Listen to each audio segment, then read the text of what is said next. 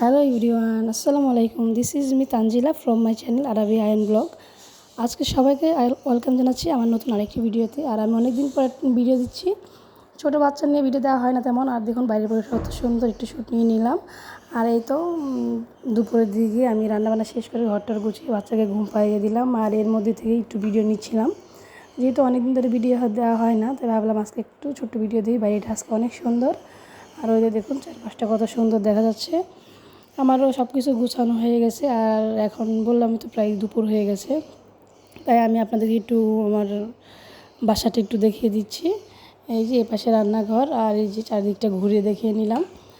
আর আমার ভিডিও কার কার ভালো লাগে কমেন্ট করে জানাবেন। আর আমার চ্যানেলটা যেহেতু নতুন, আপনারা সবাই সাবস্ক্রাইব করে এবং ভিডিওতে লাইক দিয়ে আমার পাশেই থাকবেন। এটা হচ্ছে আমার ছেলের রুম। আর যে ছেলের রুমটাও দেখুন আমি সুন্দর করে সাজিয়ে দিয়েছি, আপনাদেরকে তাই একটু দেখিয়ে নিচ্ছি।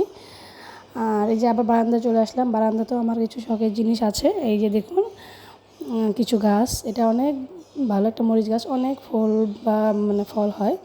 আর ওই যে দেখুন আমার পাখিগুলো, ওখানে আরেকটা মরিচ গাছ। এই যে দেখি আবার এই যে এখন বাচ্চা যেহেতু ঘুমাচ্ছে, এখন তেমন কোনো কাজ নেই, এগুলো গুছ গাছ করে আমি একটু আপনাদেরকে একটু শ্যুট নিয়ে দেখাচ্ছি।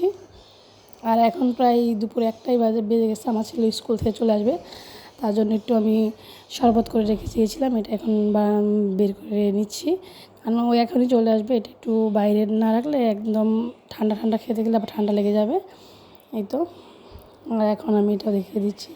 আমি তারপরে আবার বারান্দায় চলে আসলাম, কারণ এখন যেহেতু আমার ছেলে আসবে, আর ছেলে আসার সময় হয়ে গেলে এই জন্য আমি বারবার বারান্দাতে আসতে থাকি, কারণ কখন আসে, কারণ ওই যেহেতু একাই আসে আমার, ওই জন্য ওই যে দেখুন আমার ছেলে চলে আসছে এক দৌড়, আমাকে ও দেখতে পেয়েছে।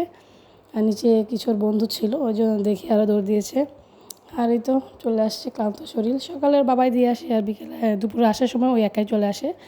এই যে এখন দুই ভাই শরবত খাওয়া শুরু করে দিচ্ছে। বিকেলবেলা আবার আমরা একটু স্যান্ডউইচ বলছিলাম, স্যান্ডউইচ করবো, তো আমি ঘরেই স্যান্ডউইচ আর একটু বার্গার করে দিচ্ছিলাম। আর এই যে মেয়োনিজটা আমি কিন্তু বাসায় বানিয়ে নিয়েছিলাম। আর এইভাবেই আমাদের টুকটাক করে আমাদের বিকাল বা সারাদিনটা কেটে যায়। আর ছেলে বলছিল যে একটু বার্গার খাবো।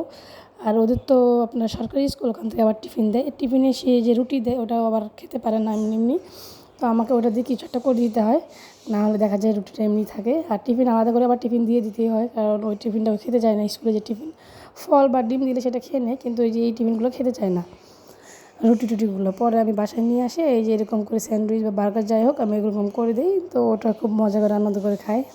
দুই ভাই ওটাই দেখছিল বসে বসে পাশে।